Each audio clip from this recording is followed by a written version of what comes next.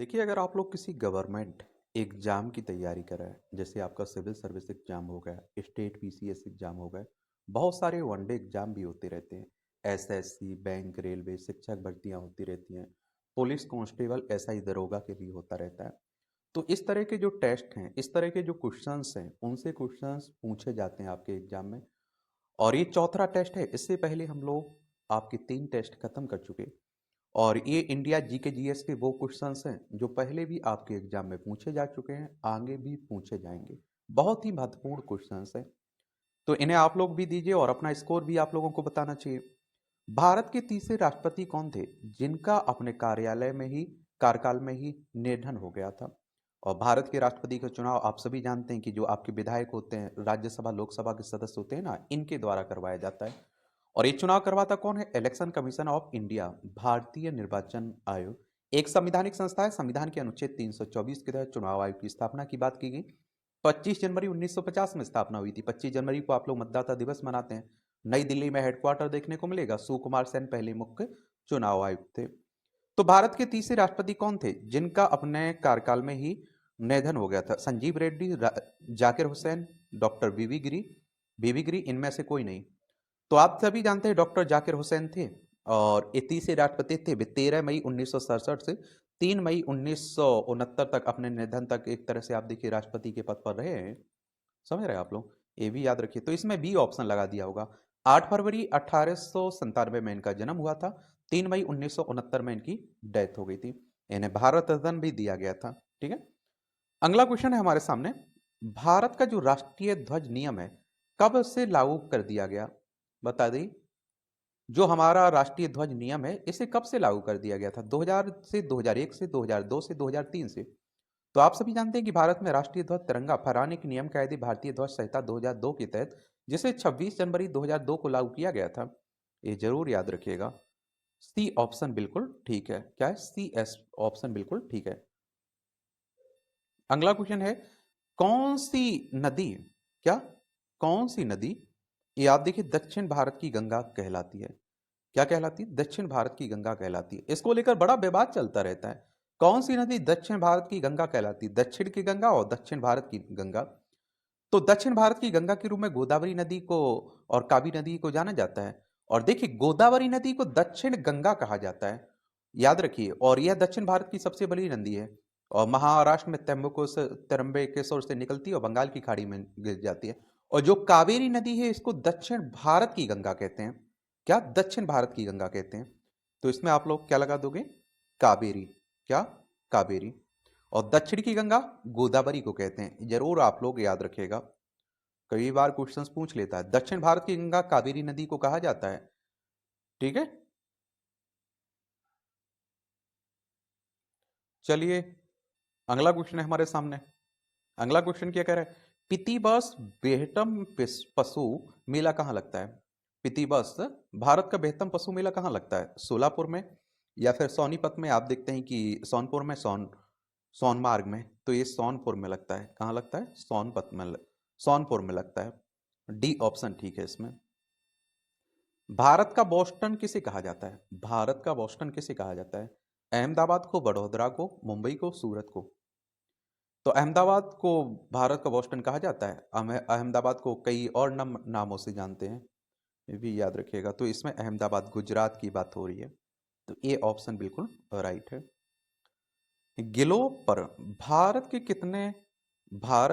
कितने राज्य हैं? ग्लोब पर, कर्क रेखा पर भारत के कितने राज्यों से होकर गुजरती है एक तरह से? बताइए।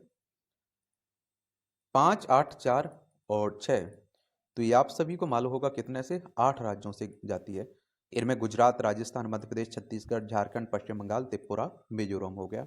एक बार मैप के जरिए आप लोग देख लेंगे तो बहुत आसानी से आप लोग इसे याद भी रख पाएंगे। तो बी ऑप्शन आपका बिल्कुल राइट है इसमें। भारत के निम्नलिखित में से किस राज्य में पुरुषों की संख्या स्त्रियों से कम है? बताइए। पुरुषों की संख्या स्त्रियों से कम है, यानी कि लिंगानुपात अच्छा है यहाँ का। तो भारत के निम्नलिखित में से किस राज्य में पुरुषों की संख्या स्त्रियों से कम है? बिहार में, राजस्थान में, केरल में, महाराष्ट्र में? तो ये आप सभी जानते हैं कि कहाँ? केरल में देखने को मिलेंगे। 1000 पुरुषों पर 1084 महिलाएं हैं। और हरियाणा में सबसे कम है। 1000 पुरुषों पर 879 महिलाएं हैं 2011 की जनगणना के हिसाब से, तो इसमें केरल लगा देना। और देखिए 1872 में लॉर्ड मेयो के समय से हुई थी शुरुआत किसकी, जनगणना की, और 1881 से लॉर्ड रिपन के समय से व्यवस्थित नियमित जनगणना हुई थी शुरू।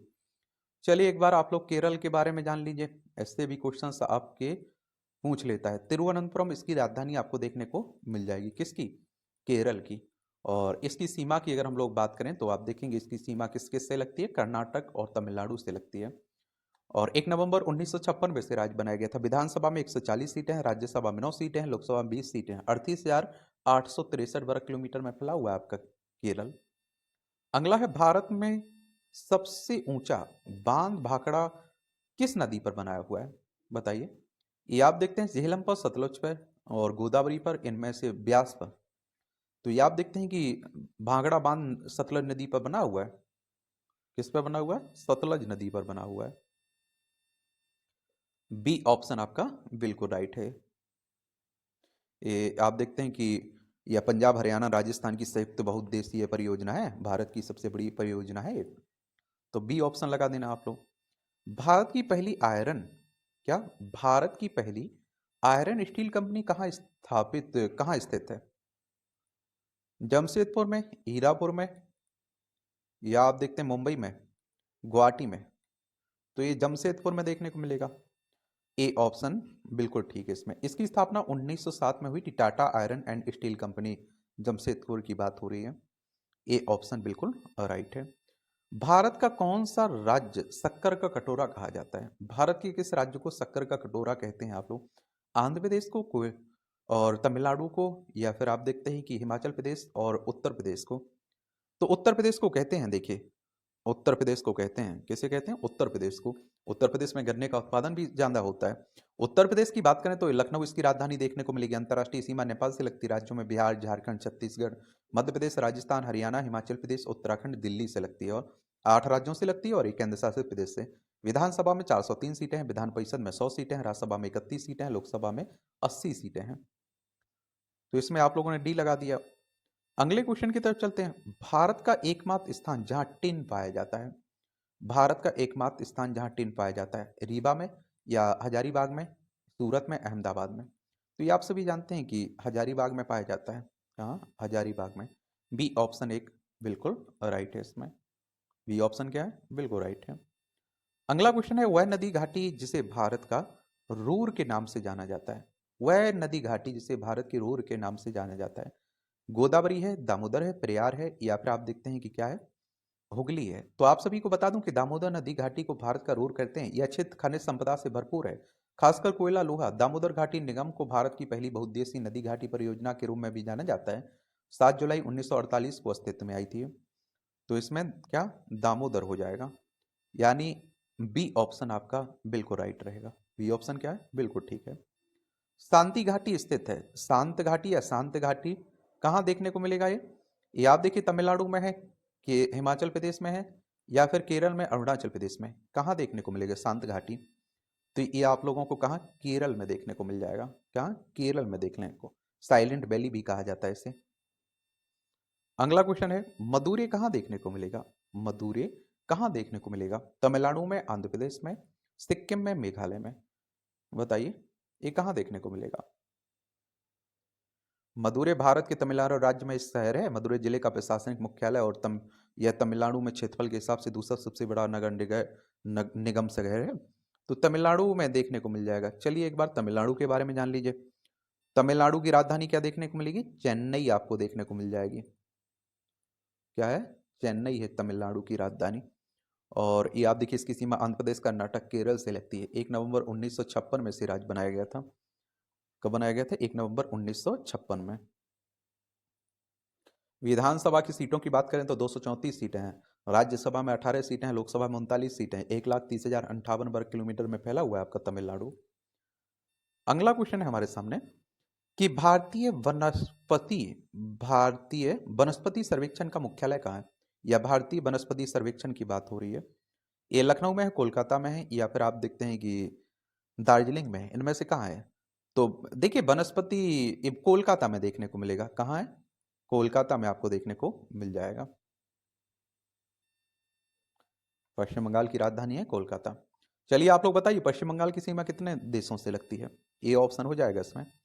भारत में ऊर्जा का सर्वाधिक महत्वपूर्ण स्रोत कौन सा है? सबसे ज्यादा ऊर्जा, ये नाभिकीय ऊर्जा, कोयला से, पेट्रोल से, जल विद्युत से। तो आप सभी जानते हैं कोयला से, अभी किससे? कोयला से। तो इसमें भी लगा दिया होगा आपने। अगला क्वेश्चन है, राष्ट्रीय विज्ञान दिवस कब मनाया जाता है? राष्ट्रीय विज्ञान दिवस कब मनाते हैं? 25 मार्च को, 28 फरवरी को, या फिर आप देखें 22 दिसंबर को, 5 जून को। तो राष्ट्रीय विज्ञान दिवस हर साल 28 फरवरी को मनाया जाता है। यह दिन सर सीवी रमन द्वारा रमन प्रभाव की खोज की याद में मनाया जाता है। उन्होंने 28 फरवरी 1928 को की थी इसकी। तो 28 फरवरी आप लोग लगा दोगे। बी ऑप्शन बिल्कुल राइट है इसमें। बी ऑप्शन कैसा है? बिल्कुल राइट है। भारत में समुद्री तटरेखा वाले राज्यों की संख्या कितनी है? भारत में समुद्री तटरेखा वाले राज्यों की संख्या कितनी है? 8, 10, 9 बताइए कौन कौन से हैं? या फिर आप देखें 6। तो 9 है इसमें। गुजरात हो गया, महाराष्ट्र हो गया, गोवा, कर्नाटक और केरल, तमिलनाडु, आंध्र प्रदेश, उड़ीसा, पश्चिम बंगाल देखने को मिलेगा। तो इसमें 9 लगा देना। क्या लगा दोगे? 9। भारत की मुख्य भूमि का दक्षिणी नौक कौन सा है? भारत की मुख्य भूमि का दक्षिणी नौक कौन सा है इसमें? ये आप देखेंगे कि Calimere point, Cape Comorin, Indira point, इनमें से कोई नहीं। भारत की मुख्य भूमि की बात हो रही है, जल की बात नहीं, मुख्य भूमि की। तो इसमें आप देखेंगे कहां देखने को मिलेगा? भारत की मुख्य भूमि का दक्षिणी नौक कन्याकुमारी है, जो तमिलनाडु राज्य में स्थित है। कैप कैमोरिन के नाम से भी जानते हैं। कैप कैमोरिन के नाम से भी जानते हैं। तो इसमें आप लोग बी ऑप्शन बिल्कुल राइट है। अगला है, भारत का सबसे दक्षिणी बिंदु कौन सा है? भारत का दक्षिणी बिंदु कह रहा है।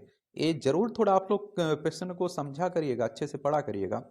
Cap Comorin, Calimere point, Indira point, Nariman point. तो भारत का सबसे दक्षिणी बिंदु इंदिरा पॉइंट है, जो अंडमान निकोबार द्वीप समूह में स्थित है। कन्याकुमारी मुख्य भूमि भारत का सबसे दक्षिणी पॉइंट है। तो इसमें इंदिरा पॉइंट लगा देना। तो इसमें सी ऑप्शन आप देखेंगे बिल्कुल राइट है। सी ऑप्शन कैसा है? बिल्कुल राइट है। भारत और चीन के बीच कौन सी रेखा सीमा निर्धारण का कार्य करती है? और आप देखते हैं कि हमारा लद्दाख हो गया, हिमाचल प्रदेश हो गया, उत्तराखंड हो गया, सिक्किम, अरुणाचल प्रदेश, 5 राज्यों की सीमा लगती है इससे, चाइना से। तो बताइए कौन सी रेखा? रेड क्लिप रेखा, डुरन रेखा, मैकमोहन रेखा, इनमें से कोई नहीं। तो मैकमोहन रेखा है, याद रखिएगा, ये भारत और चाइना के बीच। सी ऑप्शन बिल्कुल ठीक है इसमें। भारत एवं पाकिस्तान को विभाजित करने वाली रेखा का नाम बताना है आपको। भारत और पाकिस्तान को रेड क्लिप रेखा, डूरंड रेखा, और आप देखते हैं कि मैकमोहन रेखा। तो इसमें आप सभी जानते हैं कि भैया भारत और पाकिस्तान को विभाजित करने वाली रेखा रेड क्लिप रेखा कहलाती है। यह रेखा 17 अगस्त 1947 को भारत के विभाजन के बाद आई थी। इसे सर सिरिल रेड क्लिप के नाम पर रखा गया, जिन्होंने इसे खींचा था, रेड क्लिप रेखा। और पाकिस्तान से आप देखते हैं कि लद्दाख, जम्मू कश्मीर, पंजाब, राजस्थान, गुजरात, 5 राज्यों की सीमा लगती है। 1947 तक हमारा हिस्सा हुआ करता था। तो इसमें ए ऑप्शन लगा दिया होगा। भारत की सबसे लंबी स्थलीय सीमा किस देश के साथ रखती है? भारत की सबसे स्थलीय सीमा सबसे लंबी किसके साथ लगती है? पाकिस्तान के साथ, चाइना के साथ, या फिर आप देखते हैं कि बांग्लादेश और म्यांमार। तो आप सभी जानते हैं कि भारत की सबसे लंबी स्थलीय सीमा बांग्लादेश के साथ लगती है, 4096 किलोमीटर। और ये आप देखते हैं कि पश्चिम बंगाल, असम, मेघालय, त्रिपुरा, मिजोरम, 5 राज्यों की सीमा लगती है। 1971 तक पाकिस्तान का हिस्सा हुआ करता था बांग्लादेश। 1971 में आज़ाद हुआ था। तो इसमें आप लोगों ने क्या लगा दिया? सी ऑप्शन बिल्कुल ठीक है। सी ऑप्शन बिल्कुल ठीक है। भारत का पूर्वी समुद्री तट किस नाम से जानते हैं? भारत का पूर्वी समुद्री तट किस नाम से जाना जाता है? दीघा तट, मालाबार तट, कोंकण तट, कोरोमंडल तट। तो इसे कोरोमंडल तट से नाम से जानते हैं। डी ऑप्शन बिल्कुल राइट है। डी ऑप्शन कैसा है? बिल्कुल राइट देखने को मिलेगा इसमें। भारत किस गोलार्ध में देखने को मिलेगा? भारत किस गोलार्ध में है? या आप देखिए दक्षिण पूर्वी, उत्तर पूर्वी, या उत्तर पश्चिमी, इनमें से कोई नहीं। तो ये आप देखिए उत्तर पूर्वी गोलार्ध में देखने को मिलेगा, या भूमध्य रेखा के उत्तर में और ग्रीनविच में, मेरिडियन के पूर्व में। भारत की मुख्य भूमि 4 डिग्री 8 डिग्री 4 मिनट से आप देखें 37 डिग्री 6 मिनट तक उत्तरी अक्षांश पर, और 68 डिग्री 7 मिनट से आप देखते हैं कि 97 डिग्री 25 मिनट पूर्वी देशांतर के बीच है। तो उत्तर पूर्वी में आपको देखने को मिलेगा। बी ऑप्शन आपका बिल्कुल राइट है। इस तरह से आप देखेंगे ये आपके महत्वपूर्ण क्वेश्चंस थे और उनके आंसर थे। अब आप लोग अपना स्कोर बताइए, आपने कितने आंसर सही दे पाए। और आपका कोई भी सवाल हो मेरे लिए, सुझाव हो, तो आप लोग ज़रूर बता सकते हैं। धन्यवाद।